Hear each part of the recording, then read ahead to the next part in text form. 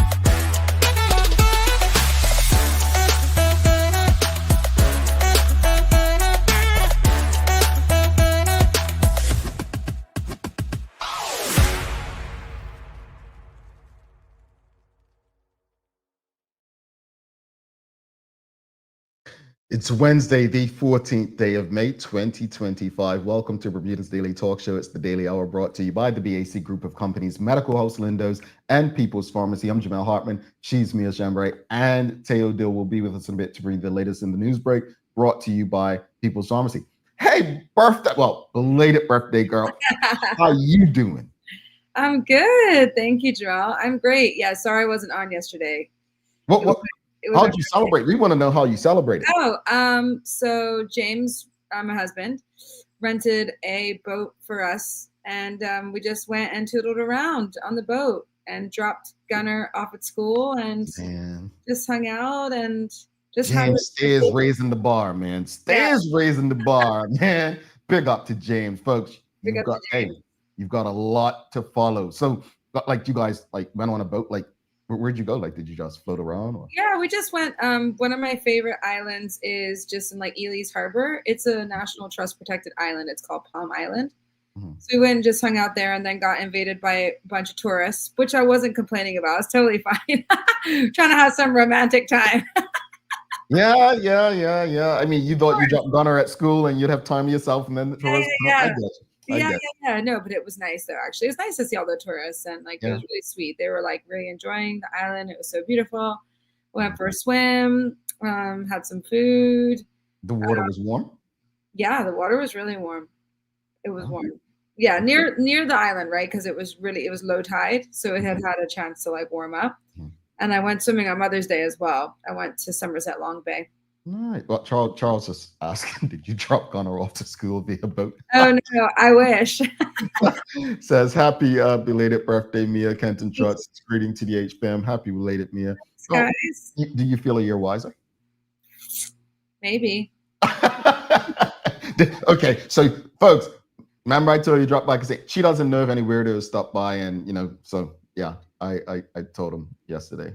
Yeah, thank you guys for coming by. Sorry if I missed you. Yeah. Sorry about that. Yeah, but you got to see my lovely mom and Samantha, so that was cool. Yeah. They were holding it down, allowing me to have a day off because, as you know, Jamel, in the entrepreneurial space, there's very rarely actual legitimate days off. Days off, yep. Don't we know? And when we have a day off here, everybody lets us know. Suzanne, a super awesome Wise Wednesday, Jamel and Mia. Happy birthday, Mia. Celebrate the rest of the month. Well, you know what?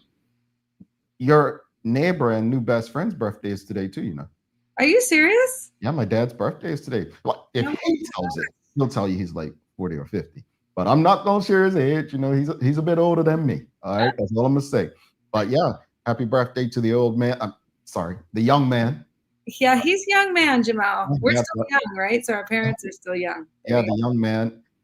They call him Bridge, but his name Anthony Otterbridge. So he's celebrating a birthday today. I just hope that he, allows me a piece of cake since Mia didn't give me piece. Yeah, exactly, Charles. Oh, you know what? I had for when we had our pizza party, I actually had leftover cake from Scoops in the. Ooh, so Sencha coming through, player. It was coming. It's my favorite cake. So yeah. Sencha coming through. I'm glad you had a great birthday, Mia. Honestly, you deserve to celebrate yourself, and you deserve to be celebrated. So Mother's Day, birthday. I know. Great combo for a great person. Greetings, everyone, and thanks for making us part of the daily routine. A good one today as we welcome Dr. Lou Matthews. I love me some Dr. Lou. He's been on years ago. He came on when we first started quite a couple times, but glad to have Dr. Lou back on. We're going to be discussing the upcoming STEM camp, folks. A STEM camp coming up for young boys. So really, I love these conversations, especially when they're geared toward boys, because talking to a friend last night, it's like whether it's road fatalities or violence, it's always our boys, really involved committing the acts and so on. So these are opportunities that we just didn't or don't see often, or things spoken about. So I'm glad that he's continuing to give back despite living beyond the shores of Bermuda. The Daily Players music today. Mia is a music person. Hopefully Mia gets this music question. An audience, I'm gonna doubt you. I highly doubt you will. Don't forget to subscribe on our website. Follow us on all of our social media channels to stay up to date with all that we have going on. Help us grow beyond the mic as we do our part to continue to improve the community. Now, let's get into it. I went to sleep quite irritated last night, everybody. Mia, thankfully and hopefully you didn't read the TDH chat last night until this morning.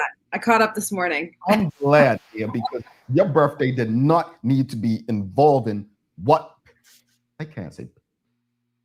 It angered me last night. Yeah. Okay. Let me read to the audience. We're going to ask them their feelings, right? So there was an article yesterday, and I actually got the paper as well, but I'm going to read from our good friends at the Royal Gazette. And it goes like this. A new drafting policy intends to bring the regulation of traditional broadcasting and internet-based media under one roof, MPs heard in the House of Assembly. Alexa Lightbourne, the Minister of Home Affairs, whose responsibilities include telecommunications, said during the budget debate on Monday that a central element of the new policy is the promotion of local content. Proposed measures include financial incentives to support local media content creators, content requirements to maintain visibility of Bermudian stories, and the establishment of a national broadcaster dedicated to local programming. Highlight that part, national broadcaster. Ms. Lightbourne said the moves would protect Bermuda's cultural identity and support a vibrant, sustainable local media industry. Bermuda's cultural identity, that's subjective, but okay. She highlighted the evolving terrain of broadcast media, with Bermudians increasingly accessing content through online platforms, mobile applications, and internet-based streaming services, challenging the relevance of traditional regulatory frameworks. At present, the Regulatory Authority of Bermuda holds responsibility for licensing the island's electronic communications. Ms. Lightbourne told the House that the draft policy sought to bring the island's regulations up to date with technological advances while upholding public service obligations, quality standards, and accessibility. Affordability and public access remain high priorities, she said. The policy contemplates the introduction of a universal service package, ensuring all residents have access to a basic range of television and radio services at regulated fair prices. The government will also engage stakeholders to consider infrastructure sharing among broadcasters and internet service providers to reduce duplication, enhance efficiency, and lower consumer costs. Ms. Lightbourne said the ministry planned to maintain content standards with the establishment of a content review panel under the Broadcasting and Telecommunications Board. My issue is it would hold responsibility for setting content guidelines, reviewing programming, and addressing public concerns. She added, this panel will ensure content across all platforms remains accurate, subjective, appropriate, subjective, and aligns with Bermuda social and cultural values. Subjective. I added the subjective parts. All of these objectives, the licensing regime will be modernized to include new categories for, wait for it, internet-based broadcasters and other emerging digital platforms. Is it me, or does that seem targeted? Okay. All right. So these licenses will require compliance with local content obligations, technical standards, and adhere to public interest principles, ensuring fair and consistent oversight and pricing. I'm not trying to toot our own horn, TDH, but that seems pretty targeted. Toot toot. That's number one. Number two, it seems extremely anti-business. And I'm going to just share what I tweeted last night because I think that's important. I tweeted, I think they still call it tweeted. I said, they came for the fishermen, we watched. The taxis, we watched. The pharmacies, we watched. the doctors we watch, and now the broadcasters.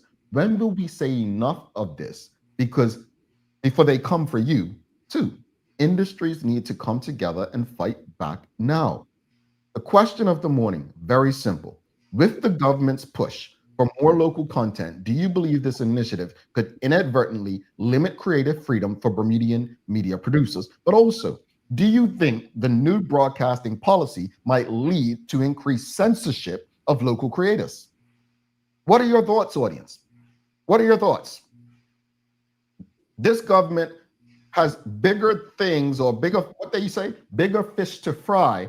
But then again, they don't want people talking bad about them on the Daily Hour, do they? They don't want people holding them accountable on the Daily Hour. They don't want the audience engaging and having conversations that go against. I'm glad you asked this, Sean Smith. He says, does that include podcasters? I'm glad you asked that, because how are you going to regulate that? You can't. Here's the thing with me. It seems targeted. It seems extremely targeted. I don't think we're that important or influential. I really don't think the Daily Hour is as important or influential. I mean, the only thing I can take from the election, Mia, I mean, the PLP still won. Yeah. Despite our conversations. I don't think I was anti-PLP or anti-OBA, but every OBA person, all five who came on this show, including Robin Tucker, who flipped, Linda Smith, who flipped, and Douglas DeCudo, who flipped, all five OBA candidates who came on a Daily Hour won their seats. Yeah. Right? So, but what are your thoughts, audience? With this push by the government, with this push, do you believe this initiative could inadvertently limit creative freedom for Bermudian media producers? But also, yes or no, do you think the new broadcasting policy might lead to increased censorship for local creators? Definitely. I think it definitely would lead to censorship. Anytime I hear about a panel, like checking out things, that I just don't like that.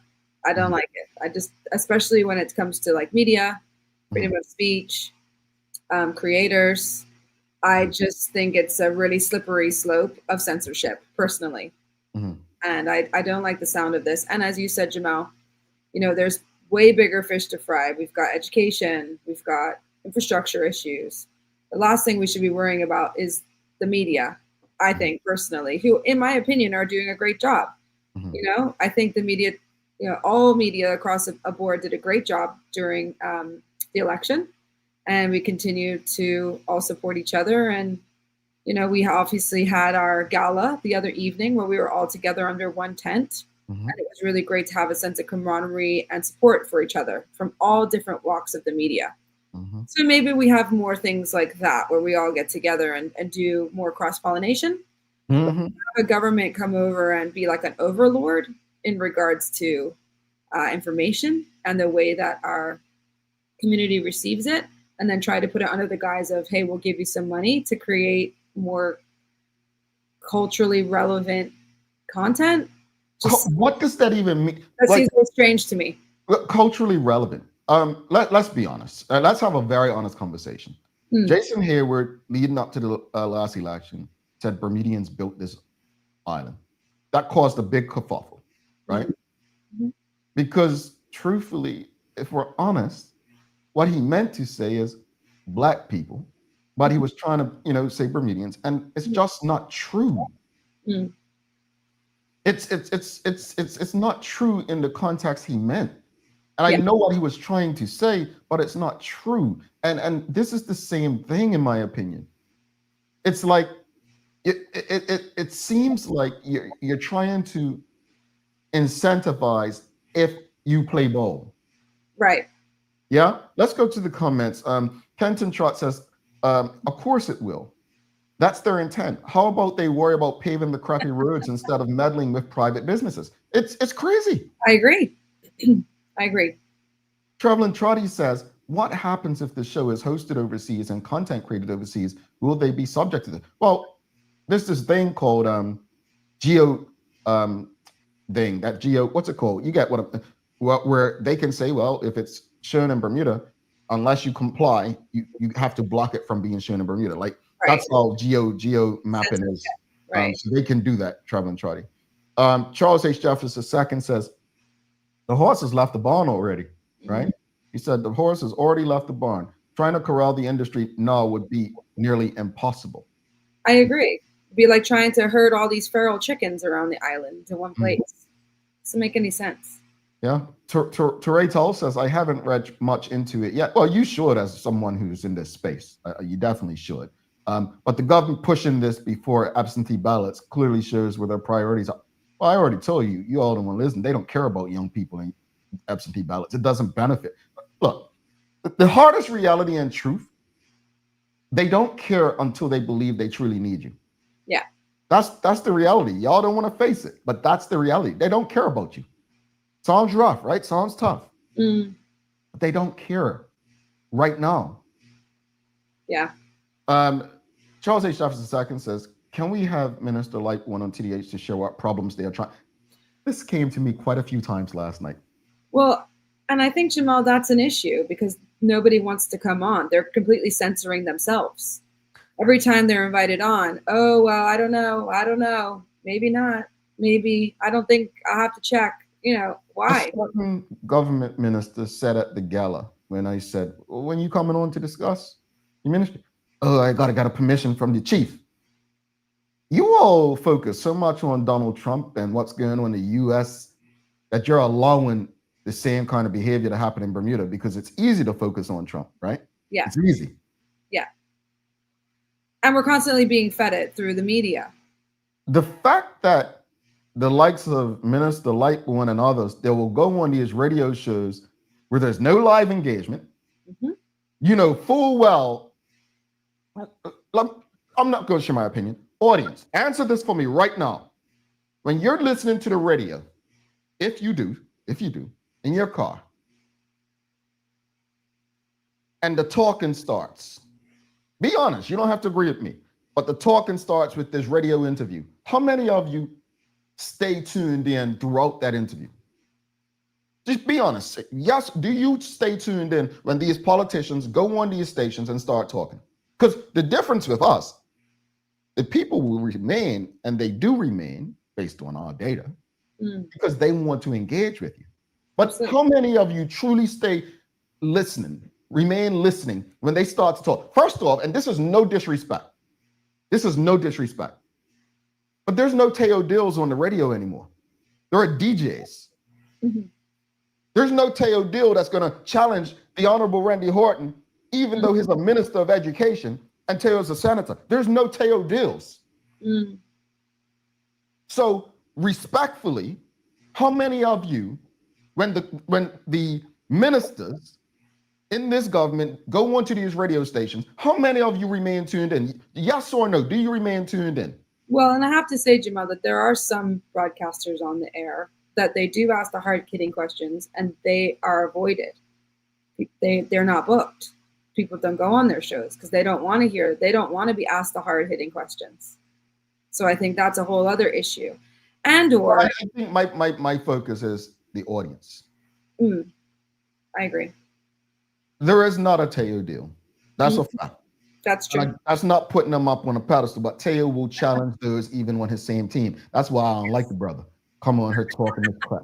But all jokes aside, we make politicians feel too comfortable in the media, and that's why they go certain places and don't come others. I agree. We've made them feel that if they don't feel comfortable, they don't have to come into this space. Mm-hmm. Yeah. Sean Smith has another valid question. Is the definition of media being changed? Suzanne Ingham says 100 targeting. That is running to dictatorship. No, I am fully 100, full freedom of speech, not censorship. Absolutely not. I want to hear from Bermuda Real. See, Ola, we are heading too rapidly to dictatorship. No. Therese Hall says that is actually the point. They don't care. No, they don't. I'm glad Charles said this because I was going to this. So Minister Darrell was on last week. Minister Darrell operates a bit different, it seems. But also he came on to talk about Heritage Month. Do you think Minister Darrell's going to come on to talk about tourism? Maybe he will. Maybe he will. Maybe. Suzanne Ingham says, get permission from the chief. That's a cop-out. Well, we agree. Shanna Smith says, no, she doesn't. Stay tuned in. Charles H. Jefferson II, he says, I do, but I'm over 50. Hard to believe that I'm that old. I know. Only over 50? I'm joking. We've got Nicole Walker says, they need to focus on improving existing systems before creating new ones. Couldn't even execute a simple summer camp registration efficiently. I heard about that. Wow. Suzanne Ingham says, no, 99.99999%, I think I got all the nines, of the time I turned them off. They lie way too much. There's no balance with them. Nicole Walker says, honestly, depends who the politician is. And I would say the same, because I can listen to certain politicians, certain ministers. I can. And I've done so. But for the most part, knowing that they're getting softball questions, knowing that wherever David Burt goes, he's got the questions ahead of time, because he cannot, an honest man doesn't need questions ahead of time. Topics, subjects, maybe. Questions? No, probably not. Not saying he's dishonest, but you all pick the guns out of that. Michael Daniel says the ultimate and most efficient sensor is your on-off switch. Indeed, we went to Teo deal. If you don't like this, hey, you can change the station.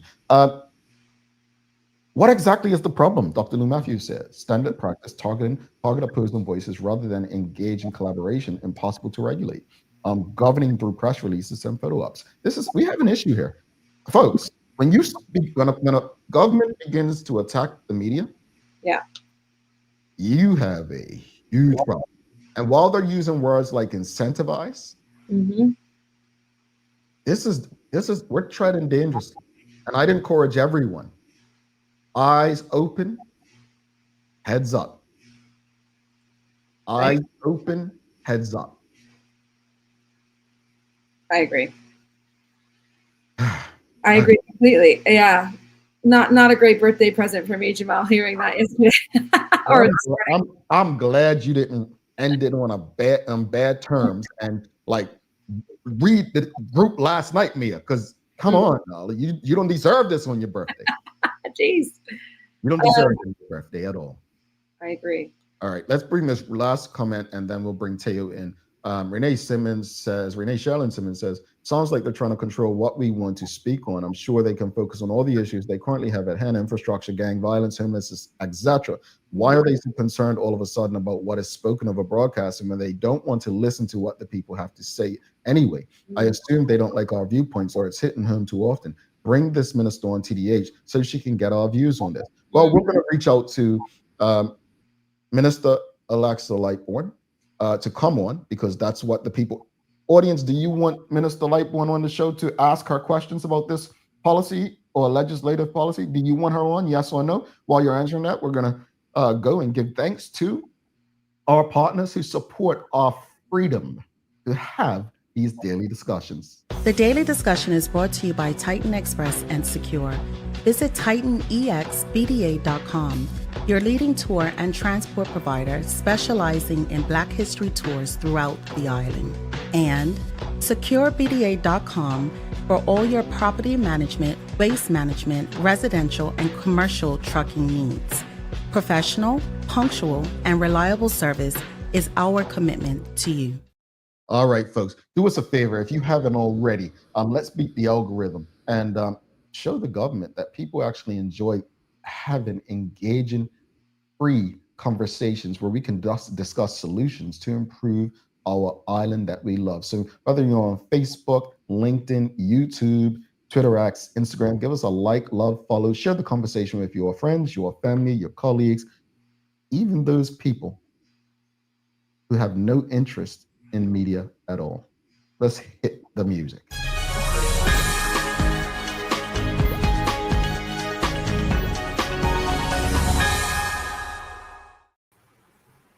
Hey, morning, y'all. Good to see you, Jay. Happy birthday, Mia. And I just got to apologize again for my amnesiac daughter sending that voice note to Mia last night. I loved it. It was so cute.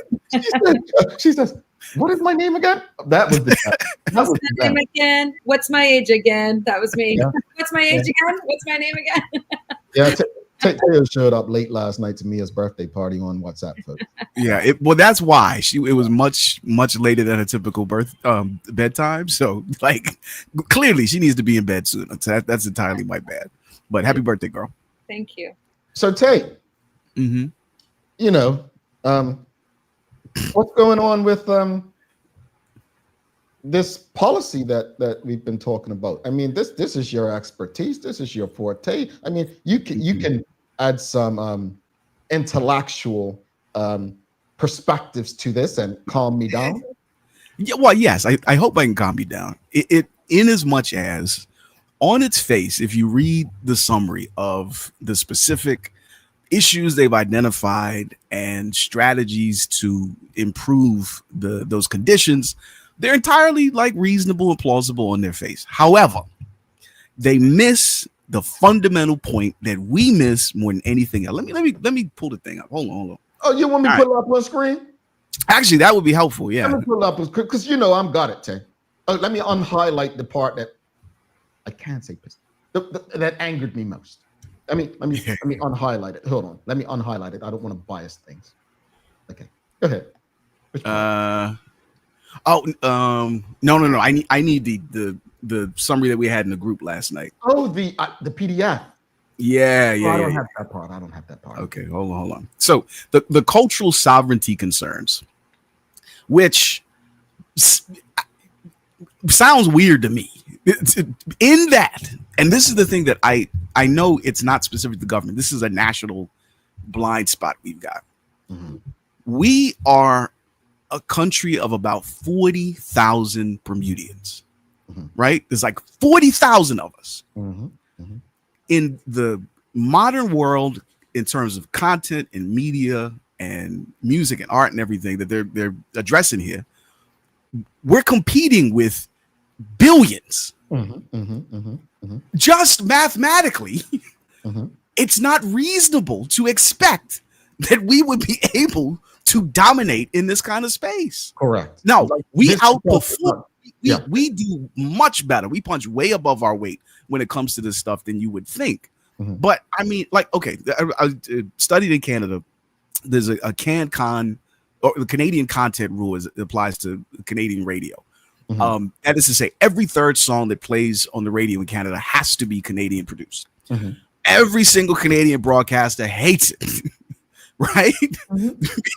Because if there's no guarantee that every third Canadian record, or every Canadian record, every third song is going to be better than the other opportunities. And in the world that we live in now, where you can just pull up your phone, pull up a stream, hit on Spotify, like it gives people a reason to switch. Like forcing cultural dominance from a state level. If it's dope, it's dope. It will bubble up if it's going to bubble up. You can't make it happen. It doesn't help quality. No. And we want cultural sovereignty just on the basis that, like, that's not how it works. Can you? Okay, Teo, I have to share this, and I know you probably don't like me to, but people used to do this at Hot 107.5 all the time. They would come there. Hey, I'm sorry, I have to do this. Audience, stick with me.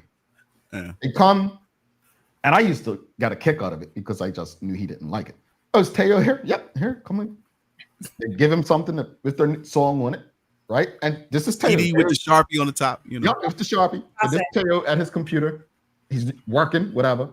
So he puts the song in. Says, okay, thanks. So the person would say, well, what do you think about it? Oh, no. And Teo's like, I'm giving you a bad example. So he'd be like, who's your favorite artist? Neo. He was hot at the time. They would say, okay, well, play that your favorite Neo song and then play this. The point he was trying to make is, like, do you think that's the same level of quality? Because that's the competition, right? That's the fight. Because if you're putting people on the air on the same positions just because, like, it doesn't actually make anything better for them other than short-term bragging rights. Like, and me, I bet you can understand this. Like, the thing that makes it really, really hard for Bermudian artists to shine is not lack of talent. And it's not exactly lack of opportunity. It's more lack of audiences, right? Like, years gone by when we had a whole bunch of bands that made a whole bunch of records and were able to feed themselves and their families for generations. It was because we had a whole bunch of tourists coming in every single day, and there were new people that you could play your set for at venues all across the island. Whereas now, in order for like a band to get good at their set, they got to practice that thing not just at home but in front of people, like the same 8-9 songs, just over and over again until it gets tight. When you're operating with 40,000 potential audience members, like you can never really get that good. It has nothing to do with the potential, right? But because we don't have enough bodies for our people to run this development program with, it's not reasonable to expect that they're going to get that great. And I know that that's a painful thing to consider, but it's just true. I think the policy promotes mediocrity. If we're honest, it protects mediocrity. It protects mediocrity, and it doesn't necessarily promote better quality or improvement. I think it's something that I'm looking forward to stakeholder conversations and people bring in legit concerns. Not so, and Mr. Simmons said it yesterday. When you're talking about $300 for duty, it's like we're selfish. Like, I hope people approach it not being selfish just because they want to be heard or they want to be seen. Like, this is a matter of quality. I remember one of our colleagues at one of the other mediums saying, look, dang, for such a small operation, you guys bring the most quality. I don't think we have that much.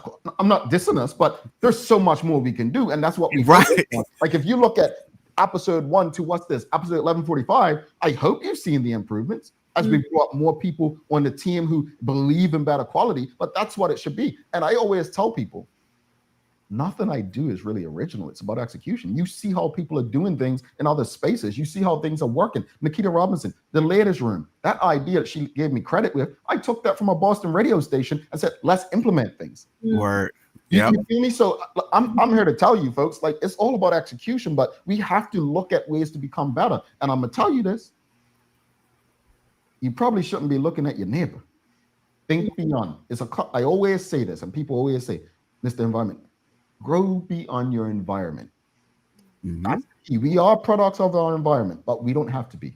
We all have the opportunity to grow beyond our environment. But here's one thing, and I want to say this before Taylor jumps in news. I'm going to use Charles Jeffers, since I know he tunes in a lot. And I'm going to use Dr. Lou Matthews, two people who I know are tuned in right now. These are gentlemen who have excelled in their industries beyond Bermuda. Like, excelled in their industries. Do we really value Bermudians who absolutely reach levels and produce quality beyond Bermuda? Or do we develop expertise? Or do we envy them when we have opportunities in this space and we feel, oh no, I don't know. You got what I'm saying? So it's like, what are we trying to do here? And I think the best question asked this morning of the government with this policy, what problem are they trying to solve? Right.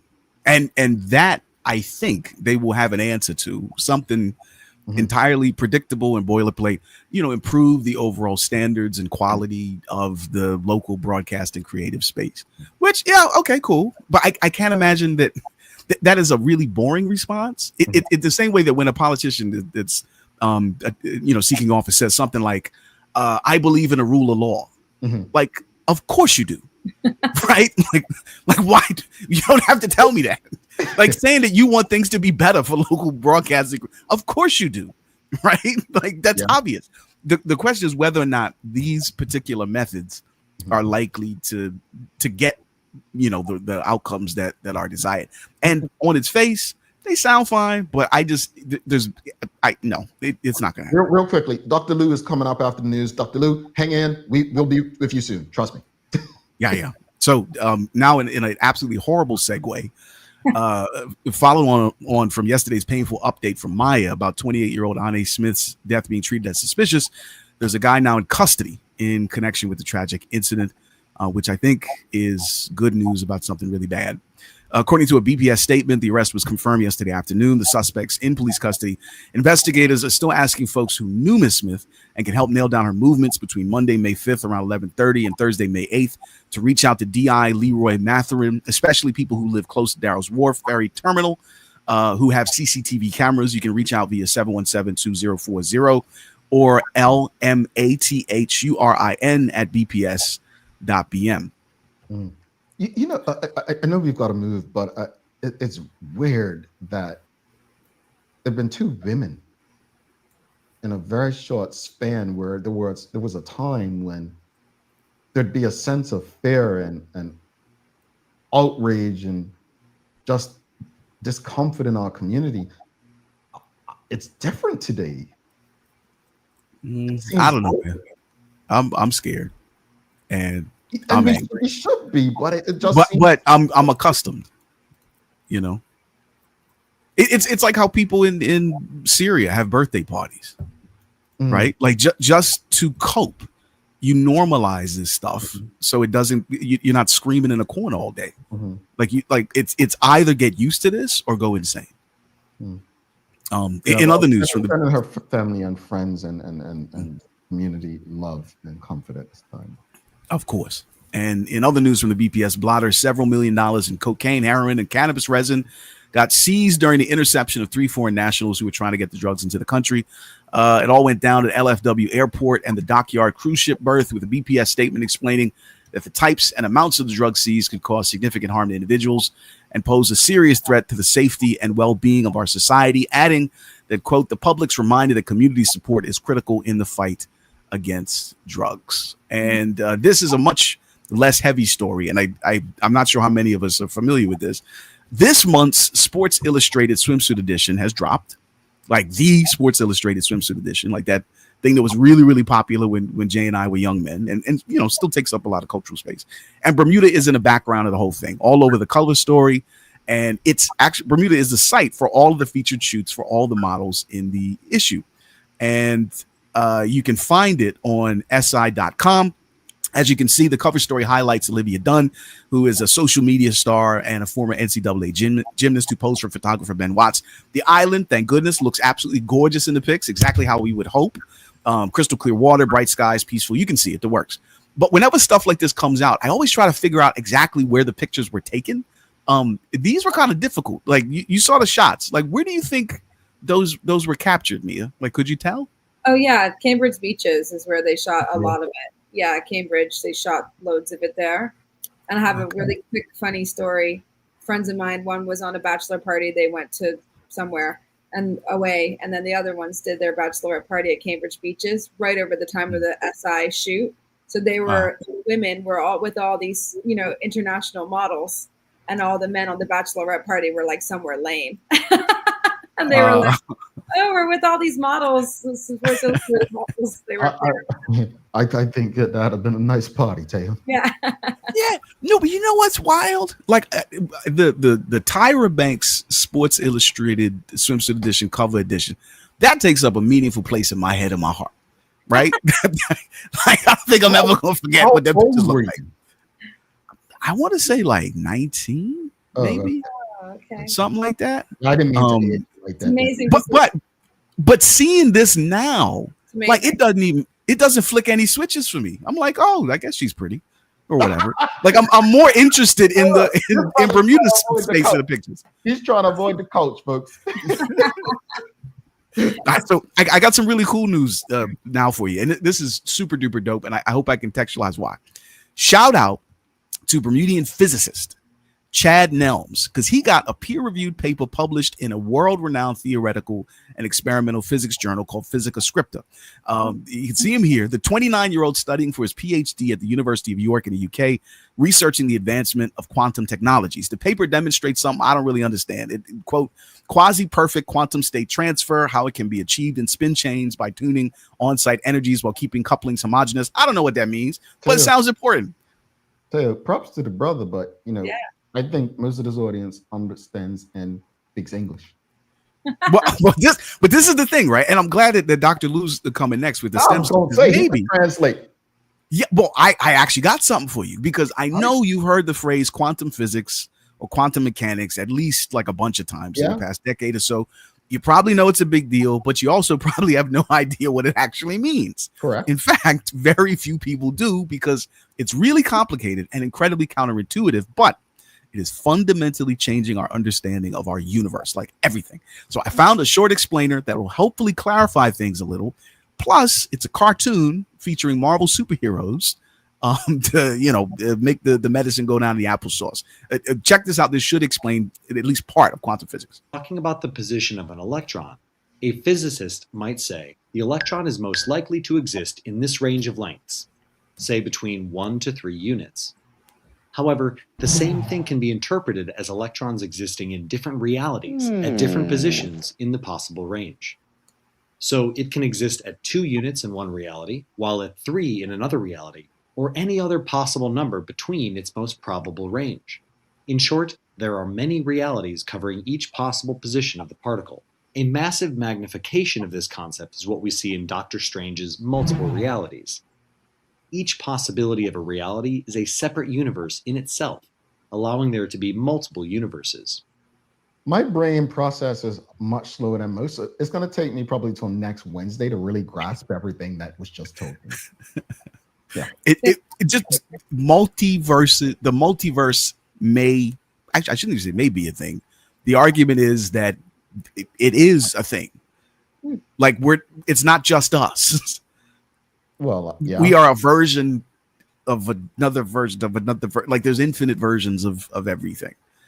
I think you see I'm sure you can see through my head that my brain's trying to. Yeah, your nose is bleeding. Yeah. It's happening. It's happening. How's the weather looking? It should be kind of rainy and windy for the rest of the week. It's because of a weak slice of low pressure entering our airspace between now and tomorrow morning, and it's pulling along some disorganized showers. So I put it this way: if that Sports Illustrated shoot was this week, they'd have had to reschedule. Like it's not going to be nice.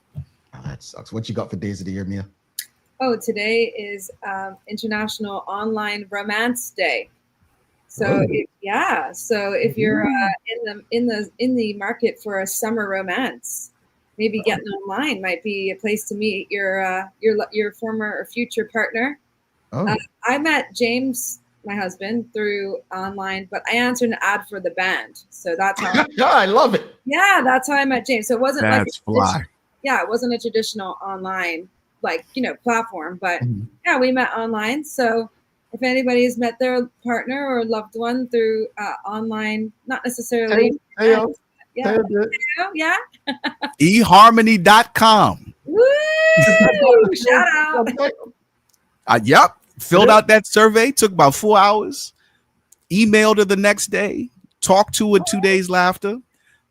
Video called her the week after. Went up to visit her the week after. Got engaged a month after. Got married a few months after that. And we're now 7 years in. Really? Wow. You have a new tale story, man. So I just knew.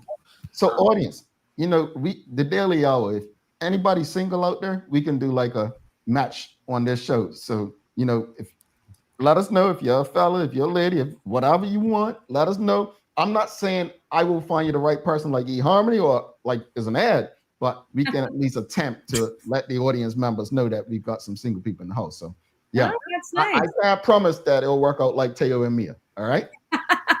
Yeah, no lawsuits. Good disclaimer. Good disclaimer. Yeah, that'll be y'all. Talk to you soon, brother. All right, peace. Bye, Mia. All right.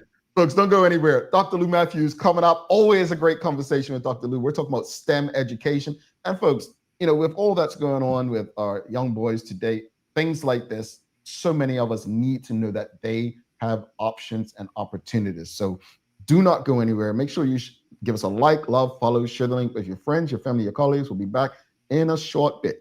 Stick with us. People's ACW, located at King Edward VII Memorial Hospital, carries over-the-counter medicines, toys, cards, and even toiletries. Our knowledgeable staff are there whether you're at emergency, visiting family, or a member of BHB staff, to show you our best even when you're feeling your worst. People's ACW, we're here for you.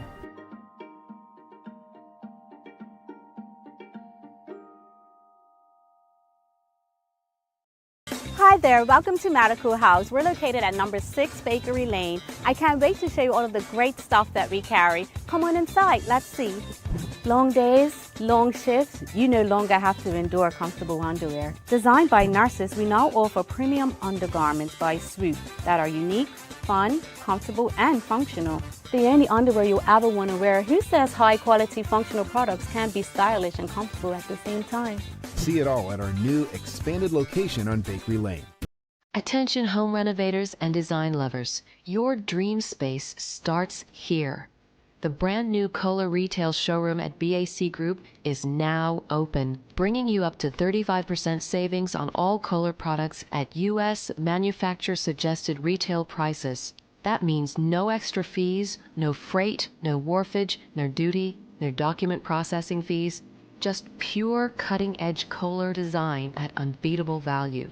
From sleek kitchen and bathroom faucets, vanities, toilets, to statement sinks, walking tubs, and spa-worthy bathtubs, BAC brings innovation and luxury within reach.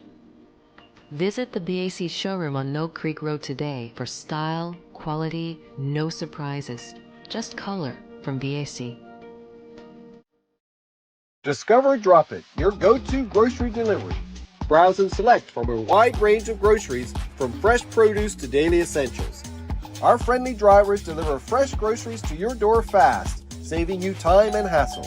With Drop It, you get fresh groceries delivered fast so you can focus on what really matters. Drop It, freshness at your doorstep, delivered to your door with Lindo's. Why go anyplace else? Dreaming of expanding your business? With BDC's Loan Guarantee Program, we support your ambitions. Get up to 75% guarantee on bank or credit union loans up to $300,000. Just your vision and our support. Apply today and unlock new business opportunities. BDC, Bermuda Business starts here. Welcome back to The Big Show. Mia Chambray, I'm Jamel Hartman. It's the Daily Hour brought to you by the BAC Group of Companies, Medical House Lindos, and People's Pharmacy. Folks, don't forget to subscribe on our website. Follow us on all of our social media channels to stay up to date with all that we have going on. Help us grow beyond the mic as we do our part to continue to improve our community. All right, without further ado, let's bring in our very special guest. We haven't seen him in a couple of years. He's been busy doing what he can to help our young people through education. Let's give a warm TDH welcome to Dr. Lou Matthews. We're talking about the STEM Education Camp.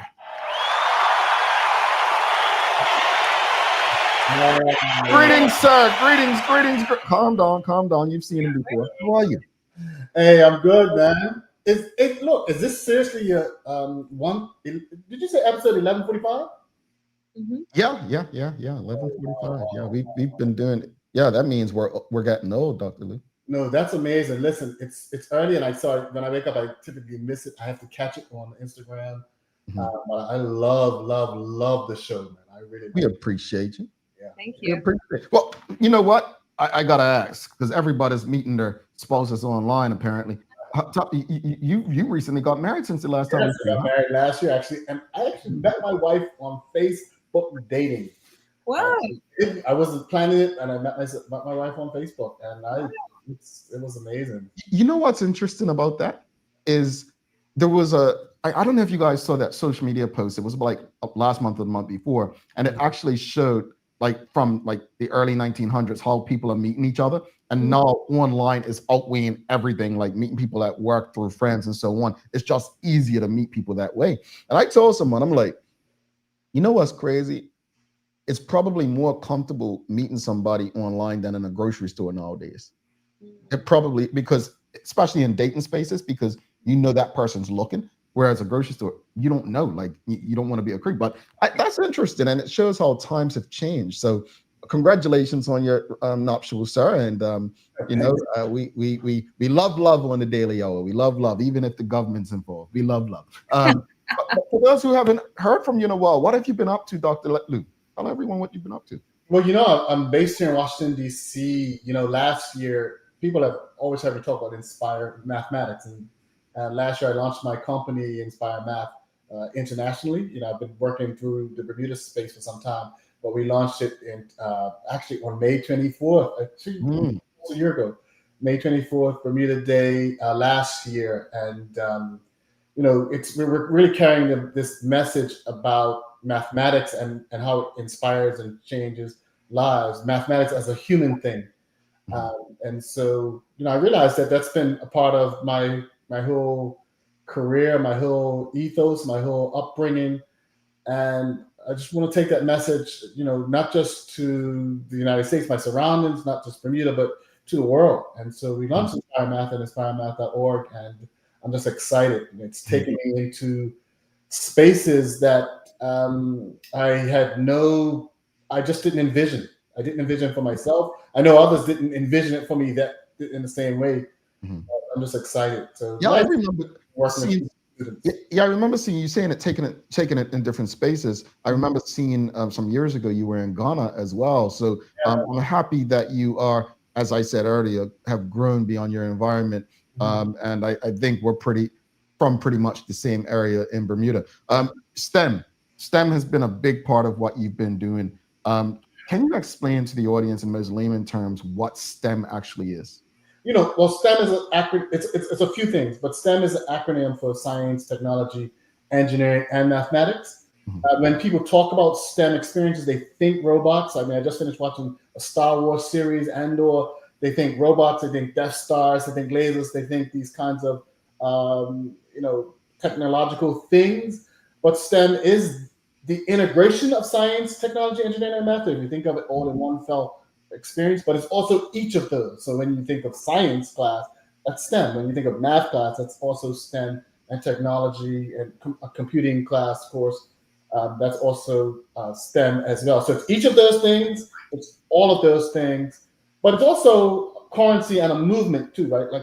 So it's part of the political space. And when people say we want our country to be first in STEM, as here in the United States, that's one of the main goals, first in STEM. Becomes this political movement, and so funding and grants and scholarships and everything center and pathways center around what people know and experience around STEM, and so it's a lot of those things all in one. And the Inspires Future Summer Camp, which we're going to be discussing, set for June 30th to July at my former high school, Cedar Bridge Academy. Share the inspiration behind bringing that camp to Bermuda. What's behind this initiative, and what sets it apart from other summer camps? And let me start from that second part of the question, right? When you think of STEM, you think of technologies and all this stuff, but STEM, there's also a human space around STEM, right? STEM helps us to look at, investigate, and solve problems, to think about our world with curiosity. And Theo talk about the multiverse. I smile because quantum physics folks always say that, right? But I smile and I said Spider-Man lives. Being a fan of the Marvel universe, Spideyverse, and this kind of thing. But if you think about Bermuda is at the intersection of multiple universes, multiple worlds. When you think about the coral reefs, when you think about the seagrass beds that we have, you think about the Sargasso Sea, we're in the core of 4 major currents that suckle and cycle hurricanes and weather systems all around us that warm oceans and cool down other parts. Think of our mangrove swamps, right? Think of all of these marine spaces, and then think about that brother that they sent off the ship when Bermuda was being settled or embarked upon, Venturilla, that sent that brother to investigate those noises in the trees, right? And so STEM is still a very, very human experience. When we think about STEM in this Inspire Futures camp, we connect it to the lives and legacies, though, of boys and men who have gone before us. So think about our Anglers clubs. You think about our boat clubs. You think about our experiences on the water since the very discovery and settling of this very island. So our legacies, not just STEM and around our waters, our ecosystems, and our universes here, our worlds here, but the lives that were poured into, whether it was the Middle Passage, poured into getting here, to being here, to staying here, to surviving, and how the pathways that have gone through making that this world we currently have possible for us. So we think about not just futures, but legacies. And so it's always STEM with a human touch. And the third thing I want to say is that when you talk about boys in Bermuda, and particularly Black boys, I've been working with Impact Mentoring Academy, who's the creator and sponsor of this space. We've been working to mentor boys, particularly Black boys and primary boys, all year. And I can tell you 2 facts of reality in the last 2 decades that I've been doing this work. Programming for Black boys and Bermuda boys is the easiest thing I've ever done. Mm-hmm. Investing in Black boys still remains the hardest thing I've ever seen. Mm. And we talk about intervention and prevention and suppression of Black boys, Think about it. Anything we'll talk about intervention, let's intervene, let's prevent. But there's something bigger than prevention and intervention and suppression. And that's investment. And I really see groups that are so where so little investment is placed. And so when we talk about this Inspire Futures Camp and other things that we do in the Inspire ecosystem and at Impact Mentoring Academy, we talk about building pathways and programs. And look, visuals are nice. Visuals are nice. Walks are nice, and they're nice. But I want to see programs. I want to see pathways. And there are very few educational pathways, particularly STEM pathways, that target the idea that boys, and particularly Black boys, are gifted innately in STEM and chart their pathway. This camp does that. It's a continuation of the work we've been doing all year round with the phenomenal Mr. Timothy Souza, who's at our academy, formerly the assistant principal at Cedar Bridge Academy. He's such a profound father and role model and leader in STEM and science, and I'm just happy to work with him. And we talk about this stuff all offline all the time, bring it to life for Bermuda's boys. I'll be here as well teaching mathematics at this camp. We're focusing on the marine environment, but I'll be here as well working alongside Mr. Tim to work with boys in this country, particularly 9 to 11. Well, that's so exciting. First of all, like, I'm obsessed with this camp. I want to come. It sounds amazing. Everything that you just said was just like pulling at my heartstrings in every single way, because I have a son and I'm obsessed with the ocean. And since having a son, I've become really, how do I put this? Really, really thoughtful more about boys and men's journeys. And then obviously being in Bermuda, thinking about, just the trajectory of young boys, about Black boys, about, because that's my son's friends. That's my son, I mean, it's amazing. So to have a camp that focuses on, the marine ecosystem, environmental challenges, social challenges. I'm sorry. That's right up your belly. I feel like crying. I honestly, it's like, oh my gosh. I'm like thinking, how can I, anyway, we'll talk about it offline. But how do these themes enhance the STEM learning experience for participants? So marine ecosystems and environmental challenges specifically. Hey, look, Jamal, if you've been jumping off of the dock, now Sandy's dock, Devonshire dock, or ZFB, behind the old ZFB, dock and stool, Amity House. If you've seen weird things, the tunnel, for years, the tunnel on the Amity House scared me so much, right? Yep. Weird things happened in those spaces. I remember seeing stingrays coming out from under one of the shoals at Dock and Stool, for example. I mean, we spent our summers, our lives, swimming around and thinking about our ocean very deeply. In fact, our forefathers have histories around the ocean. Our pilots were some of the best in the world at navigating headwinds. In fact, the Bermuda sloop was a STEM invention that we gave to the world. I think 2/3, 3/4 of boats now have that Bermuda sloop that's a tilted mast in some way, shape, or form.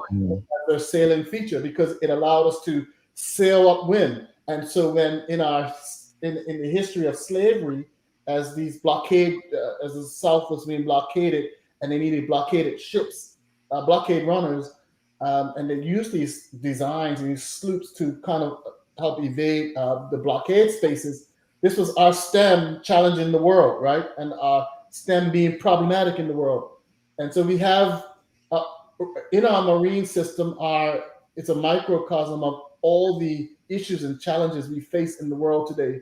Little Bermuda punching, as you said earlier, punching above its weight, surrounded by all of these complexities in our ocean. And then we feature boys and Black boys in particular in this space as key problem solvers, as key people who we invest in as they invest in the country's future of its marine space and marine history and marine legacy. So all of that comes together. It's just not, we have so much, in fact, too much marine content in the country. We could just focus on just the reefs, just the Sargasso Sea, you know, just the mangroves. You could each of these we could study for a lifetime. It's true, absolutely. I agree with all of that. And you know, the high mentor to student ratio and leadership circles included. How does the camp aim to build confidence? I mean, you just talked about it. Yeah. I think having confidence in the ocean, having confidence in your surroundings. You know, I think you just said it all. Really, you learn, you understand what your surroundings are, you get more involved in it. You really have an appreciation for the ocean, which is so vast and magnificent. You know, how do you? Oh my gosh, this is so great. Tell me everything. You know, Bermudians do not have a problem being interested in the ocean. In fact, I say this to my friends in the States sometimes. I don't know of a Bermudian who can't swim. And I don't remember not being able to, like, briefly, but when I was really, really young, not being able to swim. But I just don't recall Bermudians who don't engage in the ocean in some way, shape, or form. And so, you know, the interest and engagement is not an issue here. But we can use STEM, and we do use STEM to explore our humanity. We've been running prior to this STEM an after school weekly STEM mentoring program for boys, free of charge. It was housed at the Cedar Bridge Academy, but it's been for primary age, middle age boys, and it's a culturally responsive STEM space, right? So we see STEM through the eyes of what it means to be Bermudian, what it means to experience our space. And we use STEM as a way to encourage leadership, to build leadership, to build our capacity as problem solvers. We're so used to thinking of boys as problems. You talked, Jamal, about road deaths, homicide spaces, but that's because we don't have pathways to future. We don't have these pathways. Well, one area we do it with football really, really well. I mean, we really, Bermudian mothers and fathers really build really great pathways in something like football. But in other areas, we are totally absent of the ways in which we envision boys. And using STEM is a really great area, a really great context for us to really support boys in not just the development, but in the I keep saying this word, pathways to success. They're thriving as citizens. I have to give some clarity though, Dr. Luke, because you know you've got haters in the audience. Charles H. Jefferson II says, no, let me be clear. All those spaces he mentioned. No, you can't swim. I've been in the water. Yeah, I can swim. I don't like it. But I'll give you a perfect example. When my boys would be jumping off at Sandus, I would be actually over Devonshire Dock with my line over, right? Because I just enjoy fishing off the rocks. Yes, I prefer to, you know, take my food out the ocean back down rather than being with my food in the ocean. So, Charles, no shade. But no, I definitely, I mean, just as you were speaking to that, there were so many things that crossed my mind, and the difference between the environment and the ocean on one shore versus the other, like the pink sand over that side versus on this side, the lack of beaches and sand. Those are things I thought of. Our historical access to beaches. Right. And I was going to say, like, you know, in California, there's a law that everyone has access to the shoreline, like the beaches throughout the state. And in Bermuda, it's funny because if you go along the North Shore, there's very few beaches, but the South Shore, there's a lot of beaches. We just don't know, most of us, because we haven't had access to the homes and the spaces that have them. So it's so much to it as far as marine, the different like the different species that you'll find on the North Shore versus the South Shore, the reefs and the like. So you had my mind going as you were saying all of that. But sorry, me, I just want to kind of. Oh no, same here. I know we're just totally going off the grid, but it's so amazing, and so I can't believe you do a whole after school, no charge for, like, this is just unreal what you're doing, and we're so connected to the ocean. And I remember we did a campaign a couple of years ago now, and it featured a Black Bermudian father and his son, and he talked about how prior to getting on a boat and going out, he didn't realize the labyrinth of wealth and environment and education that laid before him. And he was now, this was our Father's Day campaign, and he actually did that with his son and showed him that there was this whole magical world of the ocean and the reef and the mangroves and everything to empower his son to, but he hadn't had access to a boat until he was in his 20s. So, prior to that, we're jumping off docks, we're doing all the things, but actually to have this amazing, very critical camp to be able to show young boys actually what there is and what's available.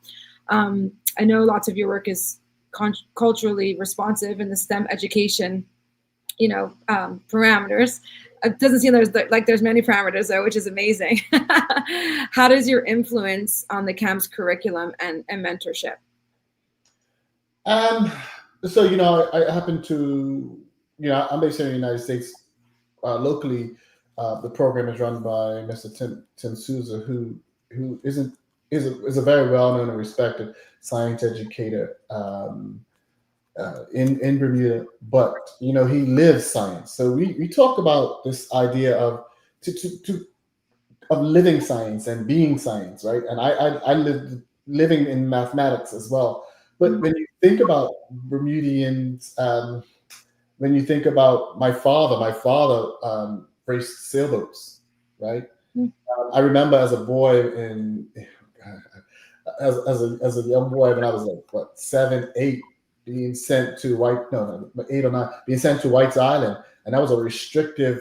The program was pretty restrictive in terms of who attended, but we went to White's Island and we took sailing classes, right? And so we got access to a world that wasn't necessarily available to us. And so when I think about that mentors, the passing along those mantles of science ed through Tim's eyes and my ed through access and STEM, access and mathematics, mentoring becomes such an important way of passing on. But you don't have to look to Dr. Lou or Tim. You can look at your fathers, your sisters, your mothers. Bermudians have a very gifted idea about the oceans. Because of our experience, we're extremely talented in just, you talk about what we call different fish, right? What we call fish and what we think about how they feed. We have these gifted ideas that we just that can be found in talking to the gentleman who's cleaning his boat down at the Blue Anglers Club, right? Can be found just by that guy who's, you fishing off the rocks. And so we practice this idea about being a STEM expert. What does it mean to do STEM? And you being a STEM expert based on your lived experience. So a STEM expert is not just someone in a lab coat or wants some show talking about technology. It's all around us, right? It's these people all around us who teach us how to swim, who teach us about the ocean and teach us about the world around us. So we see STEM mentoring as being a part of everyone's call to duty, and STEM through that space. Everyone is in STEM already. Right? Yeah, absolutely. Great motivator.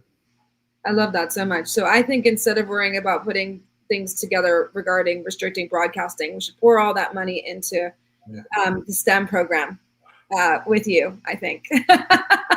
Personally, I think it would be far more beneficial. But for families interested in enrolling their sons, yes, tell us all about how we can register, if there's any costs incur, and if there may be some bursaries or sponsorships available. Oh, stop with this bursaries. No, there's a cost. The cost is $325 for 1 week camp. We actually do have some partial scholarships available to families. when we just within maybe about 48 hours of us announcing the program, we had some gentlemen step up and say, "Look, I want to sponsor boys to come." And so we're offering. There are some partial scholarships that people can contact us for, but that website is impactbda.com. www.impactbda.com, and you'll find on the website, run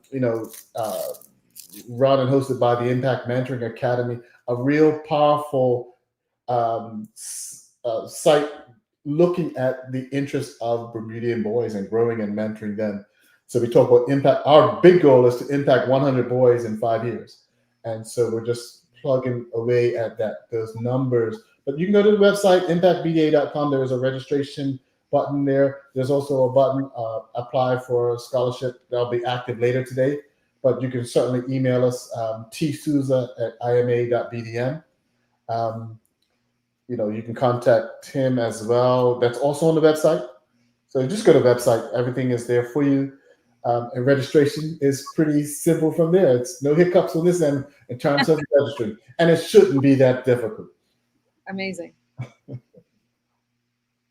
Jamal, we're having audio issues. Can't Sorry. hear you. Yep. Audience, if you have any questions or comments, you can send them through. But Dr. Lou, we've got Mark Arthur C. Phillips. He says, I recall, Dr. Lou Matthews, when you started your journey as an educator, all those years at the Barclay Institute, you have come a long way. He's aging you, man. Kenton Trott said, I enjoy listening to Dr. Matthews. Yeah. His passion for education and young Bermudians, especially men, is inspiring. Pam Wade says, hi, Doc. Good to see you. So proud of you. Hey, her son, Maddox, is there. Thank you for this. So they love it. And Charles HF II actually says, I love this concept. Unfortunately, young people are not the explorers we were when we were young. True.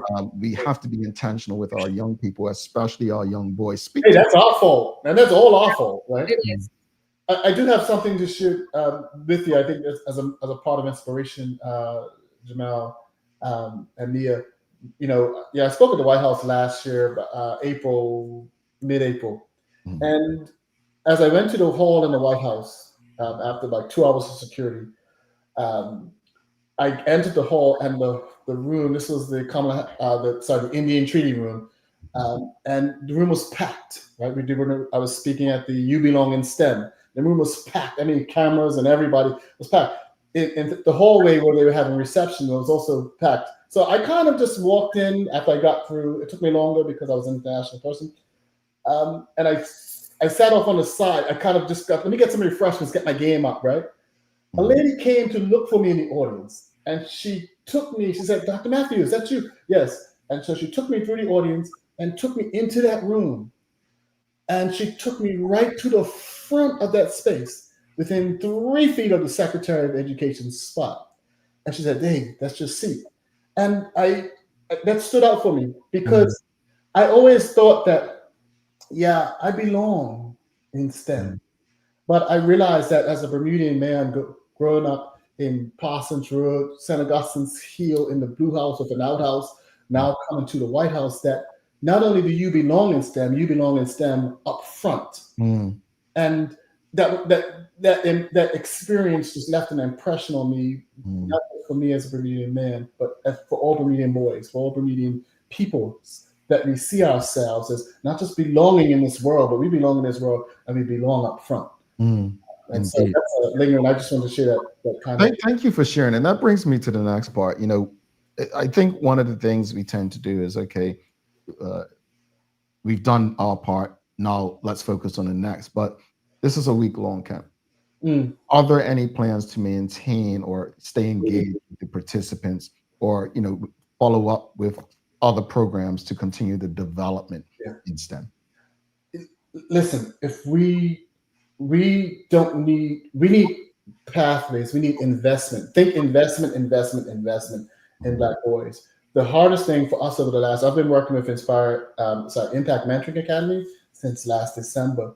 And the hardest thing for us has been to convince people that they should invest in the lives of Black boys, the lives of boys in general. This campus is open to all boys, by the way. But we say it, but we don't invest. So as politicians, as leaders, we'll come together, stop the violence, come together. We'll have all sorts of put down the guns, blah, blah, blah, blah, blah. But we don't invest And you only invest in things you find valuable, right? And so when you think of pipelines, we're used to pipelines to prisons, but that's an insult to pipelines because pipelines have one job. You had one job. A pipeline's job is to take something valuable from point A to point B. And so we're looking at even more programming. Like I said, we mentor every week. You can contact us and we mentor boys every week. Our goal is to continue our summer programs, summer conversations about the state of Black boys, the futures of Black boys in this country. So just a continuing pipeline space that we want to continue to grow, not just through primary and middle, but into high school and beyond as well. Indeed. Dr. Lou, thank you so much for this conversation, man. It's been helpful. I must have a little controversy. The Charles H. Jeff II says, unfortunately, you had to leave Bermuda to get that confirmation of belonging. Well, it seems like you're creating that, Dr. Lou, in Bermuda. I've realized that when I was in Bermuda, there were so many ideas, and sometimes very limiting ideas of what I could do or what I could be. So that's why when I was at the White House, I'm surprised. You want me? You want to hear from me? And as I'm talking to people, they're like, "Wow, this thing you're saying, this thing," and it's a conversation I've had a billion times in my own country, right? And so, it is. You have to be able to have a base, and sometimes some people can make that base in Bermuda. For me, it was very difficult to have that base because I felt being continually forced into a system of compliance. And so I could be successful in government and education if I fit a certain compliant mold. And I never was good at that. I wanted to be a creative. I wanted to create. And so no shade on anyone. I'm just saying I had to find a space. But that space now is a base to help me work through Bermuda. In a similar way, Jamal, is when you started the Daily Show, right? When you envisioned working through the Daily Show and working from the United States, working through Bermuda as well. So I do see that connection still. Yeah, just because we're not appreciated doesn't mean we can't give back, right? That's right. Just because we may not feel appreciated doesn't mean that we can't give back to the people and a country and the island that we love. Yeah, so I appreciate you. Hey, Jamal, we don't talk about this with. Like, we have national football stars. We never question their idea, or track stars. It's only these other spaces, right? It is my heart. Indeed, and I think that's the reality. That's the reality for many of us. It's. I mean, we want to give back. We want to make sure what we're doing benefits. So it is a hard. Thank you so much for what you can. I appreciate it. Anytime. Please keep in touch. Yes, sir. Anytime. Thanks. Thank you, Mia. Bye, Dr. Lou. I loved having you on the show today. No, I appreciate that. Yeah. I don't know where to Harry. We'll talk to you soon, Dr. Lou. All right, folks, we're going to take a final break. Don't go anywhere. We're going to be back in a few. I want to see how many of you get this daily play. Yeah, I want to see how many of you get this daily play. Mia. Okay. Thinking cap on. I'm going to try my best. Did you know 3 out of 4 people say that they have a good understanding of life insurance? But do they really? When asked how much the yearly cost would be for a 20-year, $250,000 level term life insurance policy for a healthy 30-year-old, 80% overestimated the cost by 5 times the amount. Ready for this? The true cost for that policy is about $220 a year. That's as little as 66 cents a day, or $20 a month. So let's put this into perspective. Compared to other monthly costs, isn't getting life insurance a no-brainer? If you can trim back on some of these expenses just a little bit, it will allow you to dedicate the savings toward an affordable life insurance policy. Contact one of our life insurance agents today to find the right policy for you. Looking for the best care for your pets? Novazog Feed and Supply has everything you need, from top quality foods to toys and supplies. We've got it all. Join our frequent buyer program and earn rewards every time you shop. Plus, we've been awarded the Clever Customer Initiative program for helping you save more. And don't forget, we open an hour early on Saturdays so you can get a head start on your pet care. Visit us today or shop online for easy pickup or delivery. Your pets will thank you. BAC's new color showroom is now open. Throughout April, for every $50 spent, your name will be entered to win great raffle prizes. Come learn from BAC, where luxury meets affordability.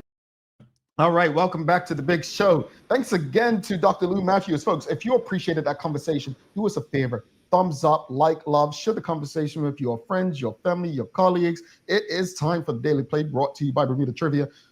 Now available at stores throughout Bermuda. Follow Bermuda Trivia on Facebook, Instagram, Twitter, X, and TikTok to find out why it's Bermuda's favorite trivia game. All right, Mia, are you ready? Yes. It's music today. Here we go. The lyrics, these lyrics belong to what song and artist? Okay. Quote, well, I guess it would be nice if I could touch your body.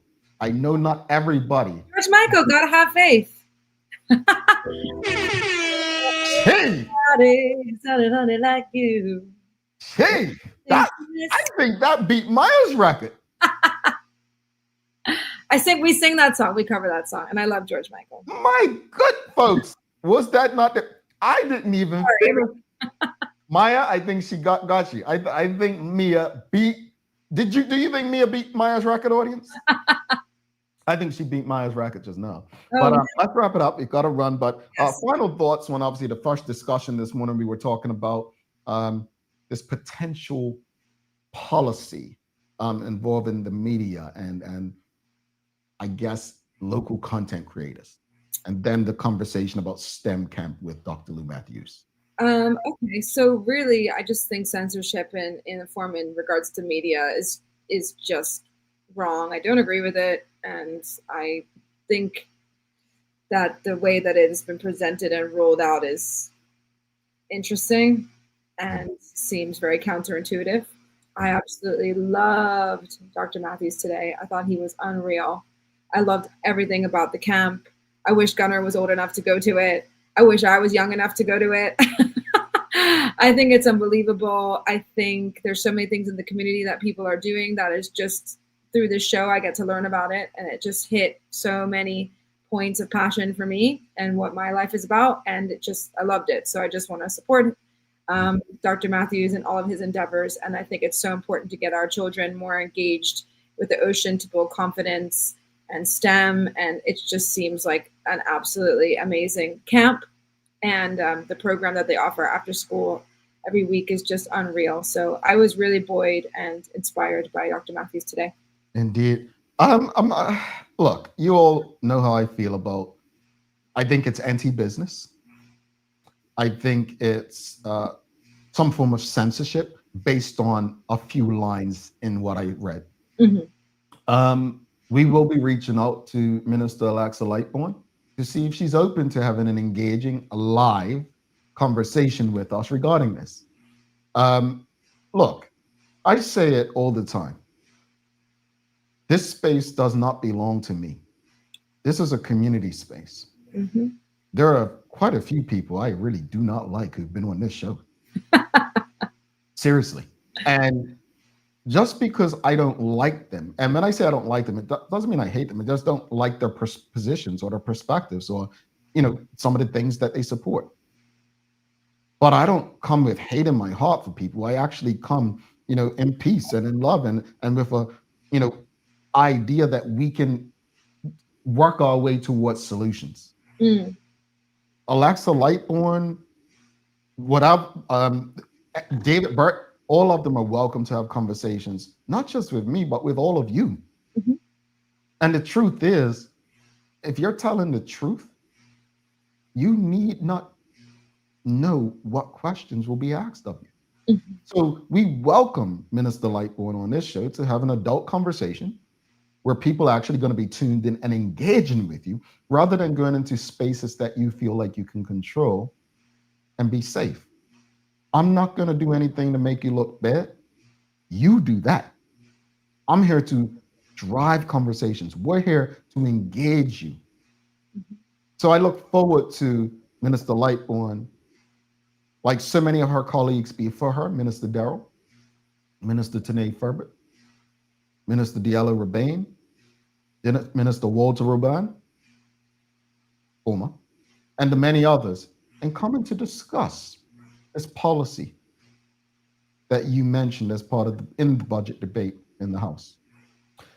As far as the conversation with Dr. Lou Matthews, I'm a fan.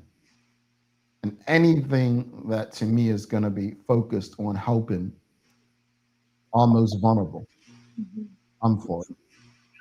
I hope that anyone who was tuned in today, who knows someone who may be able to benefit from this camp, let them know, sign them, reach out. When our young boys do well, the country, the island does well. Mia, you got some daily inspiration for us today? I do, actually. It's a little bit of a long one. Mhm. But the opposite of love is not hate, it is indifference.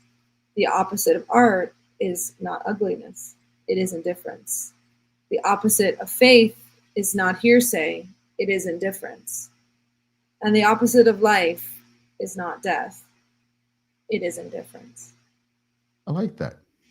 Like I said, I don't like some of you, but I don't hate you. It's indifference. You know? Thank you so much for that. Hey, we're gonna party today. It's my pops' birthday. Remember, I said it. I just hope that he saves me a piece of cake. You know, I like cake, folks. I like cake. I'm gonna come up. I'm gonna come up from some cake, Mr. Arbor. Yeah, you know what I'm saying. You know, neighbor, y'all birthday twins almost, right? We are. Yeah, birthday party into his house. All right, folks, don't forget to subscribe on our website. Follow us on all of our social media channels to stay up to date with all that we have going on. Help us grow beyond the mic as we do our part to continue to improve our community. Thanks again to our partners, the BAC Group of Companies, Medical House Lindos, and People's Pharmacy, for ensuring that we're able to do this with you on a daily basis. As always, we appreciate you, we love you, and we thank you for making us part of your daily routine. If all goes well, we'll be back to do this again with you tomorrow. She's Mia Chambray. I'm Jamel Hartman. Folks, if you haven't already, share the link with your friends, your family, your colleagues. This was an important conversation. Another one. STEM camp, young boys, keep them focused. Make it a great and a safe day. We are Izzo. Peace.